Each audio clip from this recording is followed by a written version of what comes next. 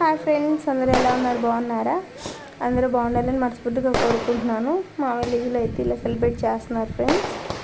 Reels వచ్చిన తర్వాత and me side ఎలా సెలబ్రేట్ చేస్తున్నారో కామెంట్ చేయండి అండ్ చూసి మీరు కూడా ఎంజాయ్ చేయండి.